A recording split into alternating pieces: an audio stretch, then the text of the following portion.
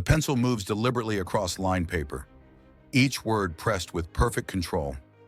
Marcus Washington pauses, looking at what he's just written. Day 6,570, the last day I'll ever spend in this cell. 18 years of journal entries fill the shelf beside his bunk. The earliest volumes show messy handwriting, tear-stained pages, desperate pleas of innocence. I didn't do this. Latoya knows I didn't do this. Why? Why? The middle notebooks document a mind hardening. Less emotion, more calculation. Lists of names, questions about evidence, legal terms underlined in precise strokes. The final journal, this one, reveals something else entirely. Methodical plans, addresses, routines, maps drawn from memory. Marcus turns to today's entry, his hands steady as he writes, "Freedom comes at 10 a.m. Justice follows at my choosing." He traces a finger over a photo of two women he's kept hidden all these years. Their smiling faces are creased with age, but their names remain fresh in his mind. Latoya Mills, Imani Taylor. A correction officer's keys jingle outside. Marcus closes the journal and slides it into his release bag, beside a stack of letters never sent and legal appeals never granted. The 5 a.m. buzzer sounds for the last time. Marcus rises before anyone else, as always. He folds his state-issued blanket with military precision, brushes his teeth with exactly 20 upward strokes, 20 downward, performs 50 push-ups, then 50 sit-ups, a routine unchanged since day one. The guard watching him nods with approval. Model prisoner Washington, shame to see you go. Marcus offers a practiced smile that never reaches his eyes. He's perfected this mask. Compliant, reformed, grateful. Only his journals know the truth. Redemption isn't his goal. Retribution is. 2 months later, rain hammers against windows in an upscale neighborhood. Red and blue lights splash across manicured lawns. Neighbors gather behind police tape, whispering theories. Inside, blood patterns tell a story of calculated rage. Not random splatter, but methodical strikes. A broken teacup rests on beige carpet. A dinner for two abandoned mid-meal. 2 body bags lie in the living room. Detective Jensen kneels beside the first. Latoya Mills, 42, multiple stab wounds. The medical examiner signals to the second, Imani Taylor, 45, who tried to intervene only to meet the same fate. Look at the precision, Jensen says, pointing to wound patterns. This wasn't passion, this was execution. On the dining table sits a framed photo of the women on vacation, shattered glass webbed with blood. Beside it, a handwritten note. 18 years for a crime I didn't commit. Now we're even. Detective Jensen opens a cardboard box retrieved from the bedroom closet. Inside, newspaper clippings about an armed robbery from 2005, court transcripts, appeal denials. Mills was the key witness, Jensen says, scanning documents. Her testimony put Washington away. At the bottom of the box, a USB drive. The detective plugs it into her laptop. Security camera footage from 18 years ago plays, showing Latoya planting something in Marcus's garage. She framed him, Jensen whispers, and he waited 18 years to make her pay. Her partner lifts a prison-issued notebook found under the bodies. Its pages detail every moment of planning, every step of revenge, written with the patience of a man who had nothing but time. What happens when justice fails? When does a victim become a villain? This isn't simply about murder, it's about what 18 years of injustice creates, what betrayal by someone you love destroys, and whether revenge can ever truly balance the scales of a life stolen. 2004 marked a turning point in Marcus Washington's life. At 32, he'd built a respected heating and cooling business from nothing, employing 6 people from his community. His reputation for fair pricing and emergency repairs for elderly residents had earned him a feature in the local newspaper. That article caught Latoya Mills' attention. She approached him at a community fundraiser, her confidence magnetic as she extended her hand. "Your work matters," she told him.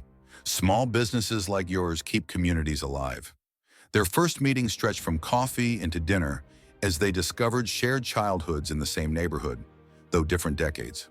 Latoya worked as a community liaison for the mayor's office. Connected, articulate, passionate about reform. What began as professional admiration evolved rapidly. Marcus found himself captivated by her quick mind and ambitious plans. Their second date, she surprised him by bringing blueprints for a community center renovation. Their third, she knew his coffee order by heart. "You really see me," Marcus told her one night, 3 months in. "Not just what I do, who I am." When Marcus confided his dream of expanding his business to serve neighboring counties, LaToya introduced him to potential investors. When she mentioned struggles with her apartment lease, he helped negotiate better terms. With each passing week, their bond deepened. Marcus had dated before, but never felt this profound connection, like finding someone who completed his sentences, challenged his thinking, and believed in his potential without reservation. "I've never trusted anyone like I trust you," he told her as they watched the sunset from his porch, her hand warm in his. "You're the future I didn't know I was waiting for." Each night after leaving Marcus, LaToya returned to a different life entirely. In an elegantly appointed townhouse across town lived Imani Taylor, successful defense attorney and LaToya's wife of 8 years. Their wedding photos lined hallway shelves. Their shared calendar hung in the kitchen. Their finances intertwined through joint accounts and property investments. Their marriage had cooled over time. Imani's 60-hour work weeks left little energy for connection. LaToya's community work increasingly took her away from home. What began as passionate partnership had settled into comfortable routine, still caring, but lacking the intensity both women once cherished. LaToya maintained separate phones, email accounts, and social circles. She removed her wedding ring before meeting Marcus, explaining away the tan line as an old engagement that ended. She scheduled her time with meticulous precision to prevent worlds colliding. "Working late again?" Imani would ask, barely looking up from legal briefs. "Community outreach," LaToya would answer. Technically true, though incomplete. What began as a flirtation evolved into something LaToya hadn't anticipated. Genuine feelings for Marcus alongside her commitment to Imani. Rather than choosing, she compartmentalized, convincing herself that maintaining both relationships hurt no one. Then Marcus began discussing their future. Marriage, children, building a life together. LaToya realized her carefully constructed parallel lives were on collision course, forcing a choice she wasn't prepared to make. Have you ever trusted someone with your deepest secrets, your future plans, your whole heart, only to discover they were living a completely different life? How does betrayal from someone you love completely destroy not just your trust, but your belief in your own judgment? The armed robbery occurred on May 17, 2005, at a convenience store 3 blocks from Marcus's business. The owner, shot during the incident, survived but couldn't identify his masked attacker. 4 days later, police surrounded Marcus's office with weapons drawn. The evidence appeared conclusive. Security footage showing someone of Marcus's height and build, a partial fingerprint matching his records from business licensing documentation, and a witness claiming to have seen him near the scene shortly before the crime. Most damning, an anonymous tip that led police to find the weapon buried behind his garage. Ballistics confirmed it as the gun used in the shooting.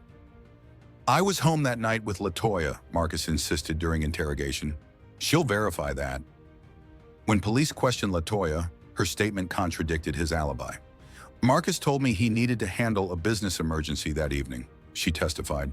"He asked me to say we were together if anyone asked." The prosecutor built a compelling case. Marcus's business was struggling with debt. The robbery netted exactly the amount needed for his upcoming payroll, and his alibi had collapsed. In court, LaToya's testimony was devastating. She described Marcus confiding financial troubles and growing desperate. She detailed behavioral changes in the weeks before the robbery. She even produced text messages showing his location contradicted his claims. "I'm only here because I believe in justice," she told the jury, her expression pained. "Even when it hurts." The trial lasted 7 days. The jury deliberated for less than 5 hours. The verdict? Guilty on all charges. The sentence, 18 years without possibility of early parole. The transport to state prison took 3 hours. Marcus sat shackled, still processing the nightmare that had dismantled his life in less than a month. A court officer who'd observed the trial slipped him an envelope during processing. "Something doesn't add up," the officer whispered. "Read this alone." That night, in his cell, Marcus opened the envelope. Inside, a police report showing the anonymous tip that located the weapon came from a burner phone purchased with LaToya's credit card, a receipt with her signature, a grainy security image of her at the store where it was bought. Marcus read the document 7 times, his hands shaking with increasing violence. The betrayal crashed through him in physical waves. Nausea, then crushing chest pain, then a cold clarity unlike anything he'd experienced. In that moment, the Marcus who believed in second chances and fair play ceased to exist. In his place emerged someone new, someone with only one purpose: not survival, not freedom, but retribution, perfectly served no matter how long it took. Millwood Correctional wasn't built for rehabilitation. Certainly not for black men like Marcus. The numbers told the stark truth. 68% of inmates were black in a state where black citizens made up only 14% of the population. For identical crimes, black inmates served an average of 40% longer sentences than their white counterparts. Inside, these disparities shaped daily existence. White inmates received coveted assignments in the library, education center, or administrative offices. Black inmates were relegated to laundry, kitchen duty, or grounds maintenance, physically demanding work with fewer privileges. Guards addressed white inmates by name, black inmates by number. Marcus became 47,293. His identity erased. Stand back, 47,293 became a daily command, even when Marcus stood precisely where regulations required. Healthcare requests from black inmates faced mysterious delays. Their disciplinary hearings lasted minutes rather than hours, with harsher punishments for identical infractions. During his 3rd year, Marcus witnessed guards plant contraband in a black inmate's cell, adding 5 years to his sentence. He saw talented black men denied educational programs that would reduce their time. He experienced the casual brutality directed at those who questioned this treatment. "There are 2 sentences," an older inmate told Marcus. "The judge gives you the first one. Your skin color gives you the second. First one has an end date, second one doesn't." This reality embedded itself in Marcus's understanding. Justice operated on different principles based on whose freedom was at stake. Year 1, Marcus maintained hope. He filed appeals, wrote to advocacy organizations, believed truth would eventually prevail. He attended religious services, joined discussion groups, followed every rule meticulously. "Justice delayed is not justice denied," he wrote to his sister. "Keep the faith." Year 2 brought the first rejection letter from the Innocence Project.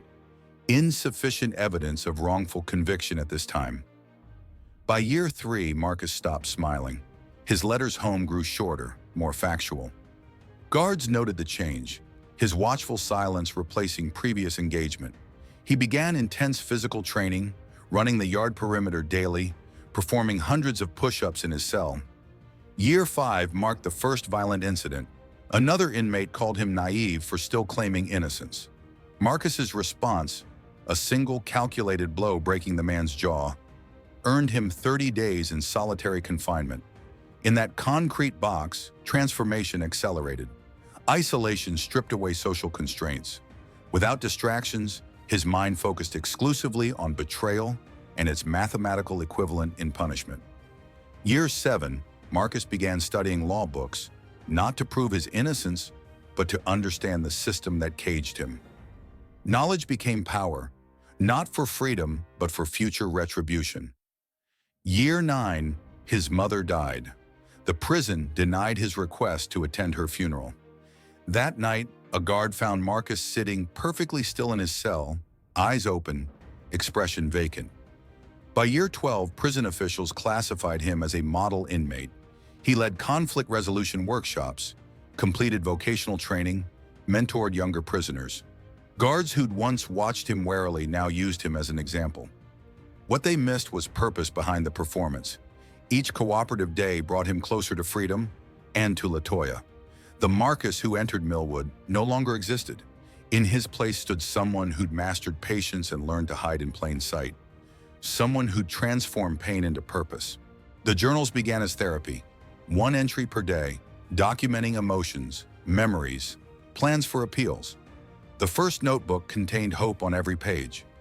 When justice comes, I'll rebuild my business, create opportunities for others wrongfully accused. By the third volume, rage emerged. LaToya testified again in my dreams last night. This time I asked the questions. The fifth notebook tracked his strategic shift. The system rewards compliance. I'll give them what they want while preserving what I need. During middle years, the journals became repositories of information. News clippings about LaToya receiving a community service award, a mention of Imani winning a high-profile case, their address obtained from a sympathetic former friend who wrote to him. They believe they're safe, Marcus wrote in year 10. Safety built on my imprisonment is merely borrowed time. The journals documented his physical transformation too. Weight training regimens, nutrition plans maximizing prison food, records of his increasing strength and endurance. Later volumes contain methodical preparation, memory exercises to recall street layouts from his former neighborhood, lists of people who might provide assistance upon release, detailed analyses of the evidence that convicted him, searching for leverage. The final journal, begun 6 months before his release date, held only plans, a timeline for the days following freedom, methods for locating LaToya and Imani without alerting them, options for confrontation, and page after page of controlled handwriting, emotions channeled into the precise pressure of pencil against paper. What would 18 years of knowing you were innocent do to your mind? When the person who claimed to love you engineered your destruction, when every morning you wake up in a cell because of their betrayal, what remains of your humanity? What would you become? If this story has you questioning what justice really means in America, take a moment to hit that like button and subscribe to True Crime Scene Insider. We're just beginning Marcus's journey from wrongfully convicted man to calculated avenger. This isn't simple true crime. It's about how systems fail and what happens when good people break under that failure. Hit subscribe now and turn on notifications because part 2 reveals how Marcus methodically hunted down the woman who stole 18 years of his life, and why her wife Imani never suspected she was living with someone capable of such betrayal. Freedom arrived without fanfare. On a gray Tuesday morning, Marcus Washington walked through iron gates carrying a cardboard box of possessions, 18 years of calculated patience and one unwavering purpose. No family waited outside. His mother had died in year 9. His sister had moved across the country, tired of visiting rooms and plexiglass barriers. The prison gave him $200 in gate money, a bus ticket to the city, and an appointment with a parole officer who expected him to fail. Marcus did exactly what the system expected. He found a halfway house, secured a minimum wage job at a warehouse, attended mandatory counseling. He checked every box, signed every form, presented the perfect image of rehabilitation. "You're adjusting well," his parole officer noted during their third meeting. "Most guys struggle more with the transition." Marcus nodded, his expression carefully calibrated to show appropriate gratitude. What the officer couldn't see was the methodical execution of plans formed during thousands of nights in a cell. Each evening after work, Marcus visited the public library, using computers to search news archives and social media. Each weekend, he reconnected with old neighborhood contacts, asking casual questions that formed a larger mosaic. He opened a bank account, built a modest savings, established routines that neighbors found reassuring. "Quiet guy, keeps to himself," they'd say if asked. At night in his sparse room, Marcus updated his final journal with new information. His handwriting remained perfectly controlled, his emotions channeled into preparation rather than expression. Calendar dates marked in red, addresses verified, patterns documented. "Patience rewards those who deserve it," he wrote on day 47 of freedom. "I've waited 6,570 days. I can wait 43 more." LaToya and Imani had flourished during the years Marcus languished behind bars. LaToya had risen to Director of Community Engagement for the mayor's office. Her photo appeared regularly in local news, cutting ribbons at neighborhood improvements, speaking at fundraisers, championing programs for at-risk youth. The irony wasn't lost on Marcus. Imani had become a partner at her law firm, specializing in corporate defense. Her professional biography highlighted pro bono work and commitments to diversity initiatives. Her courtroom victories earned her profiles in legal journals. They'd moved from their townhouse to a restored Victorian in an exclusive historic district. Property records showed they'd purchased it 5 years after Marcus's conviction, the same year his appeals had finally been exhausted.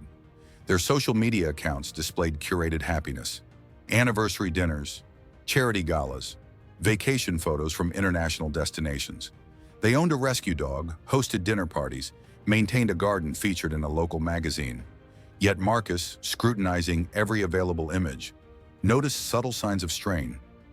LaToya appeared in fewer photos in recent years. Comments between them grew more formal, less intimate. They attended more events separately than together. Through a former neighbor who cleaned houses in their neighborhood, Marcus learned their marriage had weathered difficulties. Arguments behind closed doors, a brief separation 3 years ago, counseling sessions that continued weekly. They looked perfect from outside, the neighbor told him, unaware of his purpose. But those walls hold secrets, like any house. The question haunted Marcus throughout his investigation. How much did Imani know? Evidence pointed in contradictory directions. As a defense attorney, Imani would have recognized inconsistencies in the case against him. She would have questioned the convenient evidence, the anonymous tip, the too-perfect narrative. During the trial, Imani had attended several days of testimony, sitting quietly in the back row. Marcus remembered catching her eye once, her expression not triumphant, but troubled. Yet he found no record of her raising concerns. No indication she had questioned her wife's testimony. Her silence had helped condemn him as surely as LaToya's active betrayal.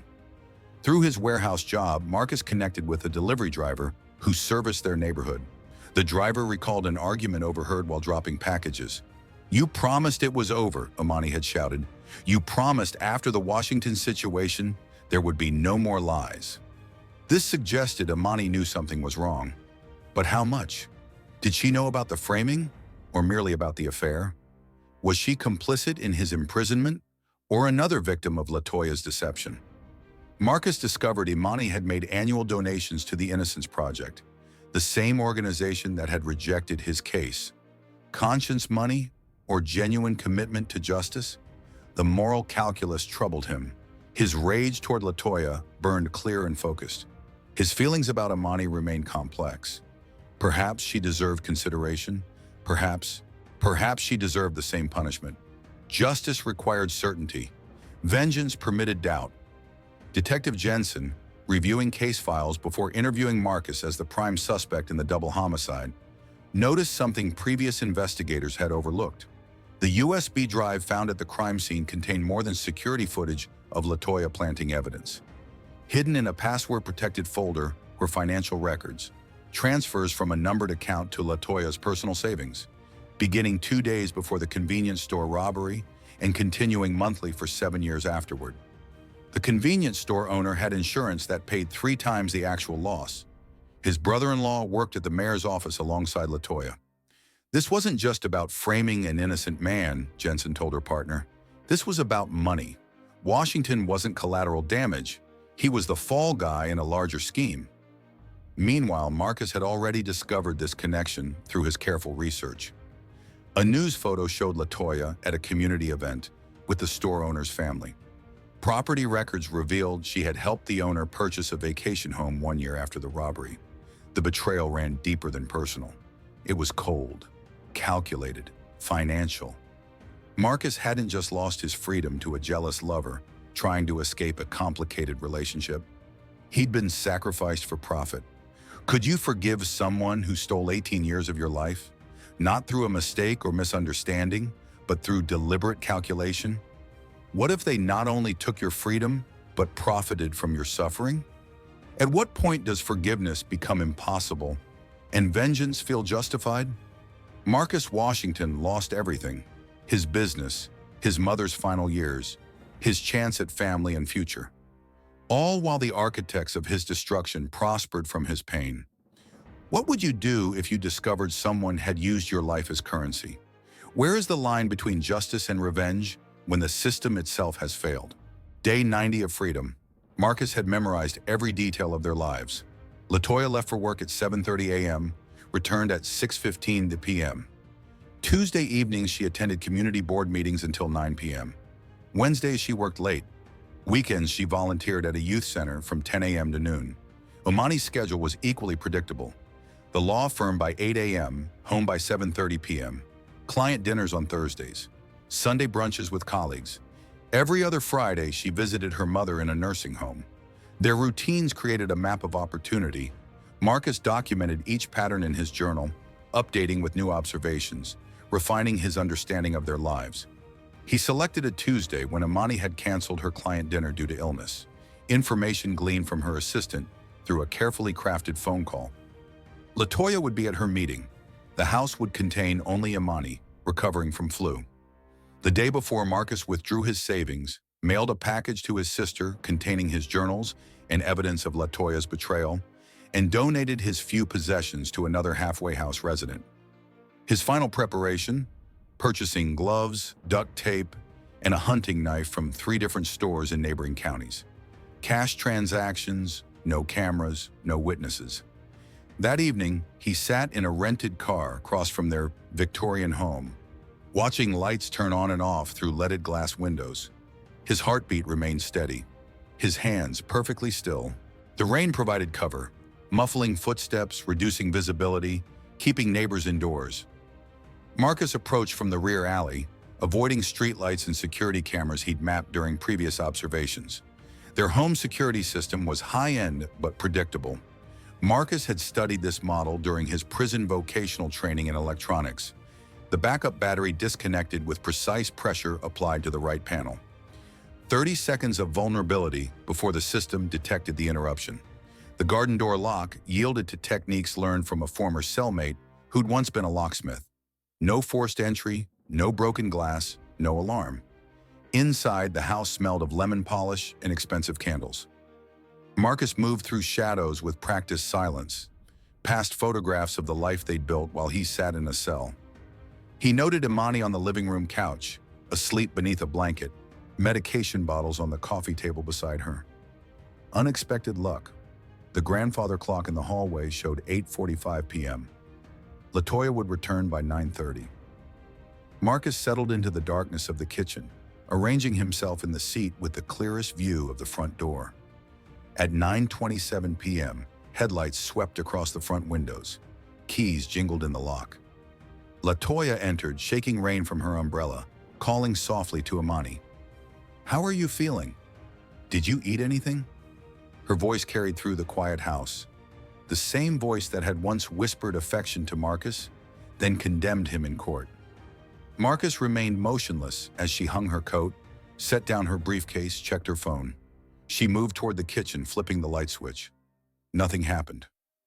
"Power out again?" she murmured, reaching for the drawer where flashlights would logically be kept. "The bulb works fine," Marcus said from the darkness. "I removed it." LaToya froze. Her hand remained extended toward the drawer. "Who's there?" Her voice pitched higher, straining against fear. Marcus leaned forward, allowing the dim light from the hallway to catch his face. 18 years is a long time, LaToya, but not long enough to forget. The recognition transformed her features. Confusion, then disbelief, then naked terror. She stumbled backward, knocking a vase that shattered across marble tile. "Marcus? How?" Her words strangled in her throat. "How did I find you?" He stood slowly, maintaining deliberate calm. "How did I get out? How did I discover what you did to me? You should have considered these questions before you planted that gun." LaToya's hand groped for her phone. "It wasn't... You don't understand." "I understand completely," Marcus interrupted.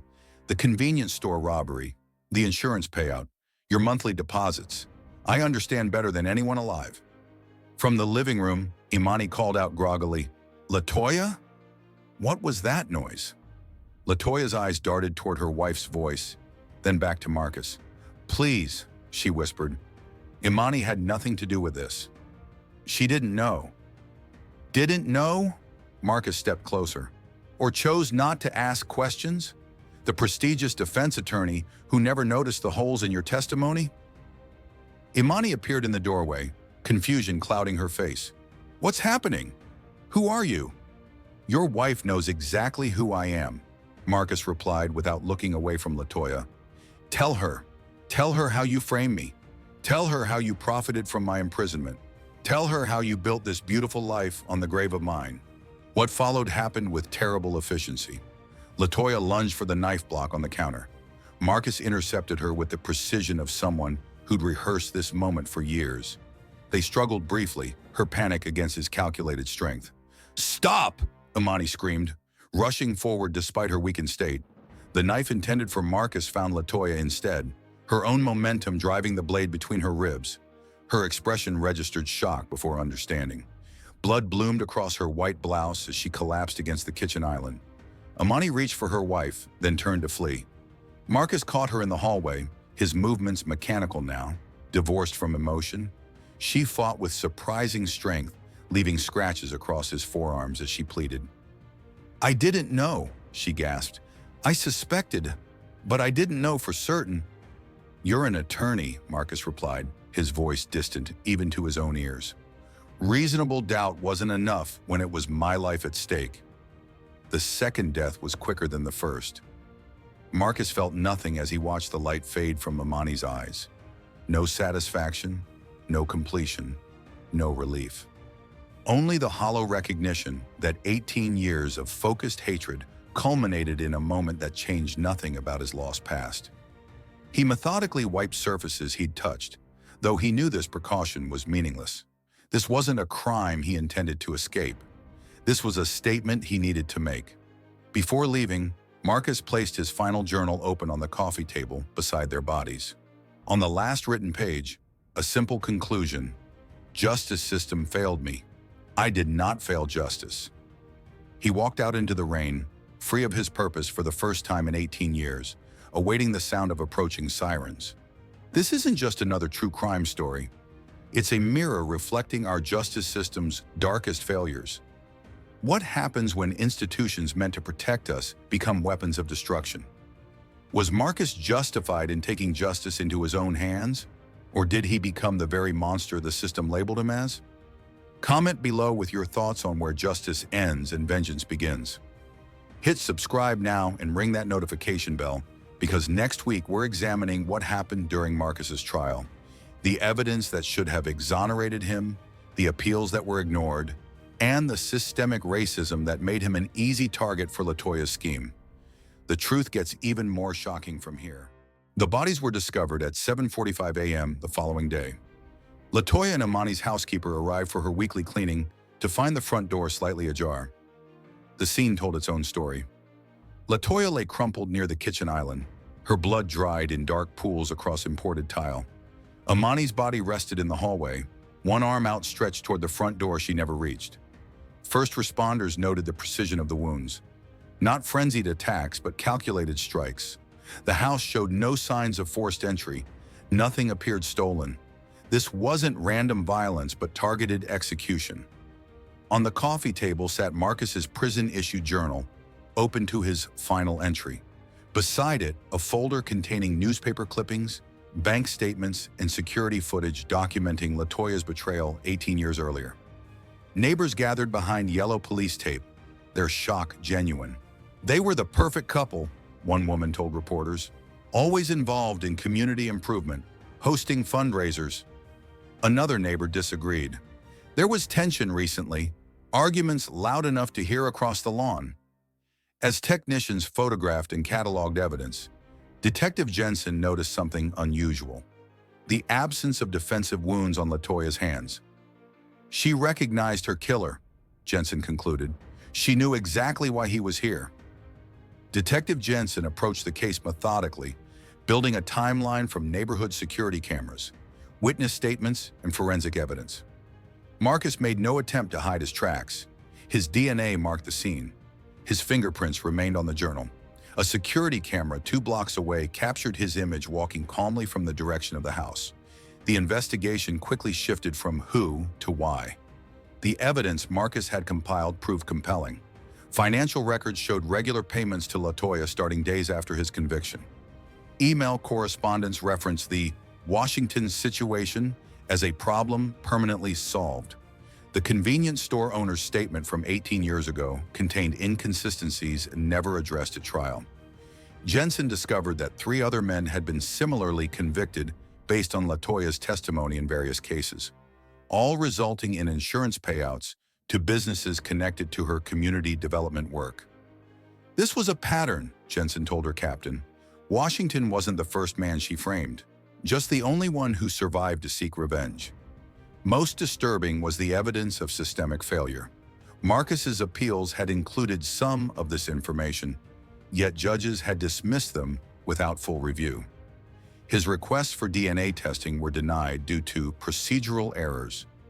Multiple oversight mechanisms meant to prevent wrongful convictions had collapsed. The system didn't just fail Washington, Jensen concluded, it actively helped destroy him. Marcus surrendered himself at a police station 10 miles from the crime scene. He sat in the interview room, hands folded, expression neutral as cameras recorded his statement. "I killed LaToya Mills and Imani Taylor last night," he began without preamble. "I acted alone. I accept full responsibility." His voice remained flat as he detailed 18 years of planning, his research after release, and the night's events with clinical precision. No remorse colored his words, no satisfaction either, just facts, delivered with the detachment of someone reporting weather patterns. "Did you feel anything when they died?" Detective Jensen asked. "Nothing," Marcus replied. "I expected to feel completion, justice, release. There was only emptiness." When shown photographs of the crime scene, Marcus studied them without reaction. When played recordings of 911 calls from distressed neighbors, he listened impassively. "Do you regret what you did?" Jensen pressed. "I regret that it was necessary," Marcus answered. "I regret that every legitimate avenue for justice was blocked. I regret that their deaths can't restore my lost years." His attorney argued for psychiatric evaluation. Marcus refused. "I'm not insane," he stated. "Insanity implies disconnection from reality. I see reality with perfect clarity. The system that imprisoned me unjustly refuses to acknowledge its failures. My actions forced that acknowledgement." The case ignited fierce debate across communities. News outlets framed narratives reflecting their audience's perspectives rather than objective analysis. Conservative commentators labeled Marcus a cold-blooded killer who took the law into his own hands. No matter the injustice suffered, vigilante violence cannot be tolerated in civilized society, editorials proclaimed. Progressive voices highlighted the systemic racism that made Marcus an easy target, the corruption that profited from his imprisonment, and the closed doors he faced when seeking legal remedies.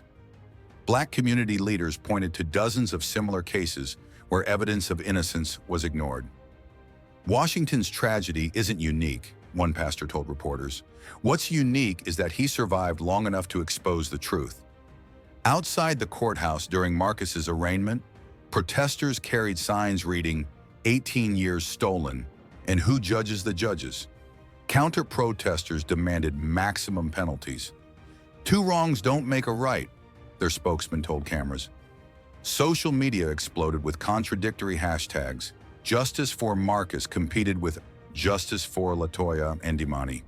Legal experts debated mitigating factors, questioning whether prolonged wrongful imprisonment could constitute diminished capacity.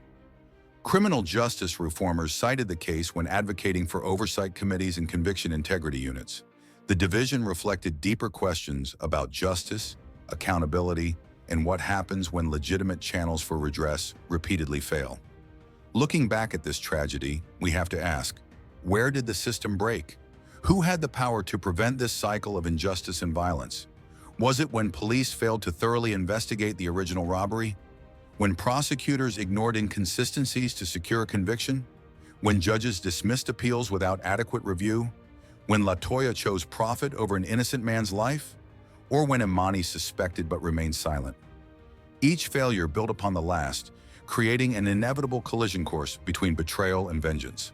The most haunting question remains: how many Marcus Washingtons are still sitting in cells, their evidence unheard, their appeals denied, their rage building with each passing year? 3 lives destroyed, not 1, not 2, but 3. Marcus Washington lost 18 years behind bars, but his true sentence was far longer. His business collapsed. His mother died without seeing him free. His capacity for trust, joy, and normal human connection disappeared inside concrete walls. Even in freedom, he remained imprisoned by rage, a man whose entire existence narrowed to a single purpose. LaToya and Imani paid with their lives, but their suffering began much earlier. LaToya lived with the growing weight of her actions. Each year of Marcus's imprisonment, adding another layer of guilt she attempted to bury beneath achievement and community acclaim. Her marriage strained under secrets. Her public persona became a mask hiding private shame. Imani lost her life for sins of omission, for questions unasked, suspicions unvoiced, comfortable lies accepted. Her complicity through silence cost everything. Betrayal never claims just one victim. It spreads like poison through lives connected to both betrayer and betrayed, destroying foundations of trust upon which society depends. The convenience store owner, the original victim, never received proper justice. Instead of thorough investigation, authorities accepted an easy conviction. The actual perpetrator remained free, potentially harming others. Marcus became the system's second victim. His race, background, and lack of resources made him vulnerable to false accusation. At every stage, safeguards collapsed. Overworked public defenders, rushed trials, judges with crushing caseloads, appeals courts reviewing paperwork rather than evidence. The statistics reveal this pattern nationally. Black men represent just 6% of the U.S. population, but 47% of exonerations. The average exonerated person serves 14 years before clearing their name. Many die still fighting to prove their innocence. Between arrest and freedom, wrongfully convicted people face impossible barriers. Evidence deteriorates, witnesses disappear, statutes limit which claims courts will hear. Legal assistance requires money most prisoners lack. This case exposes our fundamental mistake: valuing efficiency over accuracy, conviction rates over truth, finality over justice. Until we prioritize getting it right over getting it done, more Marcus Washingtons will emerge from prison changed in ways society can't control. What would you have done in Marcus's shoes when every legitimate avenue for justice fails? When the system that promises protection becomes your oppressor? When those who stole your life prosper while you suffer? Where do you draw the moral line? Some might seek forgiveness, believing vengeance only perpetuates cycles of harm. Others might pursue legal remedies despite repeated failures, maintaining faith in eventual justice. Still others might agree with Marcus that when institutions fail their basic purpose, individual action becomes the only language power understands. The most uncomfortable truth is that most of us don't know what 18 years of wrongful imprisonment would do to our moral compass. We can judge Marcus's actions from the safety of our freedom, but can we truly comprehend the depth of his betrayal? This isn't just another true crime story. It's a warning about what happens when justice becomes a performance rather than a principle. Every wrongful conviction plants a seed that might grow into something devastating. If this case made you question our systems, hit subscribe now for more true crime stories that challenge comfortable assumptions. Next week, we'll examine 5 current cases where evidence suggests innocent people remain behind bars while true perpetrators walk free. Turn on notifications so you never miss an episode. Leave a comment with your thoughts on this case. Most importantly, remember that justice isn't automatic. It requires our vigilance, our voices, and our unwavering demand for truth.